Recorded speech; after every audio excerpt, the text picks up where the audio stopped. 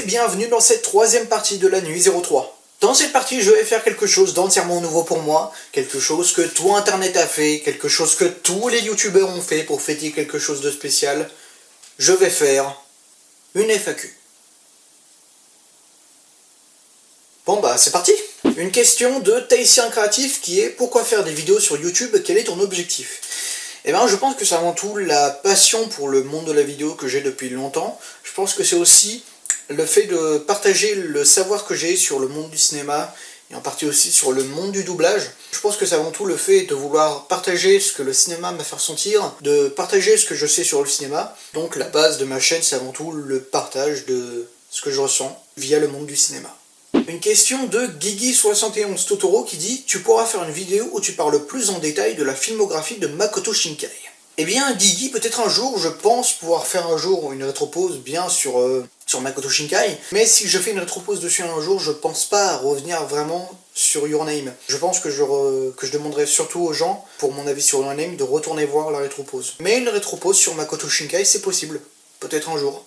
Plusieurs questions de Passion Cinéma qui sont: un budget de Blu-ray par mois. Eh bien, je dirais autour des 50 € si tu fais de la brocante, et autour des, je dirais, des 60 € si tu les achètes neufs en magasin. Mais si t'as un magasin où il y a souvent des réductions, je pense que tu pourrais rebaisser jusqu'à au moins 40 €. Le ou la plus belle pièce que tu possèdes sur le cinéma pour toi? Eh ben, pas vraiment d'un point de vue d'argent, mais d'un point de vue sentimental, je dirais que c'est mon coffret collector des Enfants Loups, parce que ce coffret, en fait, il a une assez grande valeur pour moi, parce que je me rappelle encore de la première fois que j'ai vu le film, c'était le 4 avril 2015, c'était notre prof de français qui nous avait emmené voir le film au cinéma local à Pont-de-Mer, le Royal, qui a fermé depuis. J'avais 11 ans. Pour anecdote d'ailleurs, Les Enfants Loups à Miyuki, c'est le premier film de ma vie que j'ai vu entièrement en VO, avec Le Roi Lion et First Love, sorti début 2020.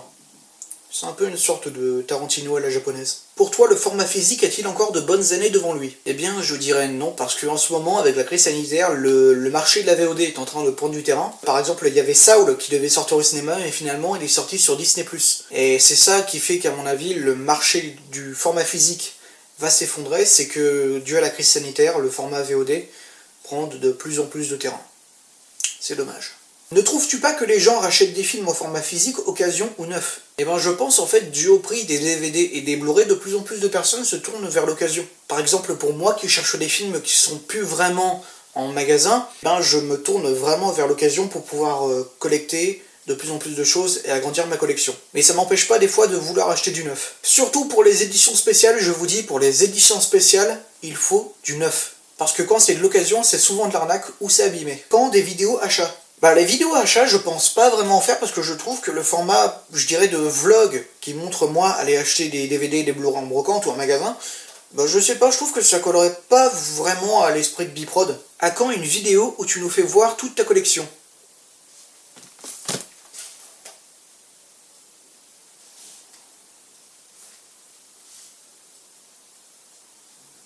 Je peux pas faire mieux. Je peux pas faire mieux. Pourquoi t'es-tu lancé sur YouTube? Bah comme je l'ai dit plus tôt, c'est surtout le partage de ma passion et de ce que je connais sur le monde du cinéma. Vas-tu reparler d'autres films japonais connus ou inconnus? Bah connus forcément, mais des films d'animation japonais inconnus, à part quelques-uns, je trouve pas vraiment qu'il y ait de films d'animation japonais inconnus. Il y en a qui à mon sens sont un peu oubliés, mais pour moi il n'y a pas vraiment de films d'animation japonais méconnus. À part quelques-uns bien sûr, après je peux pas tout savoir. Quels sont tes projets si ce n'est pas trop indiscret? Alors en ce moment, pour ce qui est des projets, je suis un peu à la ramasse, mais je bosse sur une rétropause Retour vers le futur, et il serait possible qu'un jour débarque une certaine rétropause Loup 3. Ah, j'ai oublié, pourquoi tu fais des vidéos aussi géniales? Je sais pas, je comprends rien.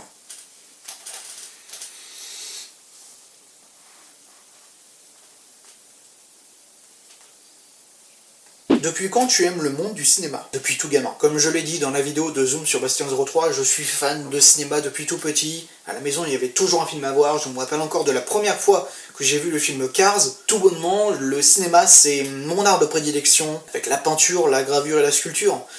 Mais vraiment, le cinéma, c'est mon art fétiche. Vraiment, c'est l'art dont je suis indissociable.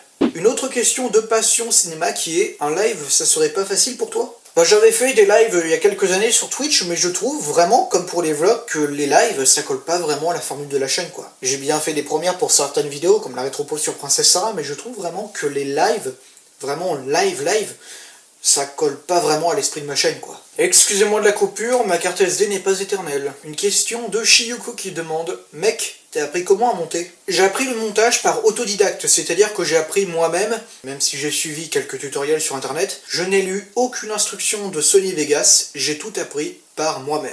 Une question de Clément Drieux, tu en penses quoi de ta classe? Je les adore. Ils sont adorables. Salut les gars. Parce qu'on est plein de gars, et une fille.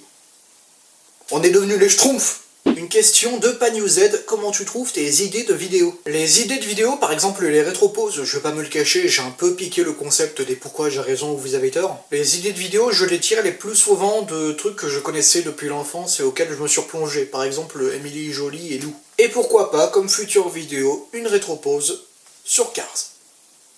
Je dis ça, je dis rien. Une question de ITX Snix, que fais-tu comme étude? Alors pour que vous suiviez bien, je vais faire un récapitulatif des diplômes que j'ai eu dans ma vie. En CM1, j'ai eu le B2I, en 3ème, j'ai eu mon brevet. En 2020, avec le contrôle continu, j'ai eu un CAP d'électricien. Et là, au moment où j'enregistre, je suis en première pour avoir un bac pro Mélec. Pour vous donner une idée, comme j'ai eu un CAP d'électricien, j'ai débouché directement sur la première Mélec. Ce qui fait qu'au lieu de faire 3 ans de Mélec, je fais que 2 ans. Tu utilises quoi comme caméra? J'ai utilisé beaucoup de caméras, j'ai utilisé d'abord un PC Asus, un Xperia Z2, un Huawei Y6, un Samsung et maintenant j'utilise un Lumix FZ100, que vous pouvez pas voir peut-être, sauf si je fais cette manip que vous connaissez tous. D'ailleurs ça c'est le Note 8 Pro que j'utilise quelquefois. Un placement de produit! Une question de 77 octoputé qui demande « Sais-tu quand sortira le tome 2 ou as-tu des informations ?» Bah je pense que comme Sonata est sorti fin 2020, je pense qu'il va y avoir un rythme de tous les 2 ans, ce qui fait qu'en gros à mon avis, le prochain tome sortirait d'ici fin 2022. Et enfin, Robin MRD 27260 qui demande « C'est quoi ton micro ?» C'est celui-là!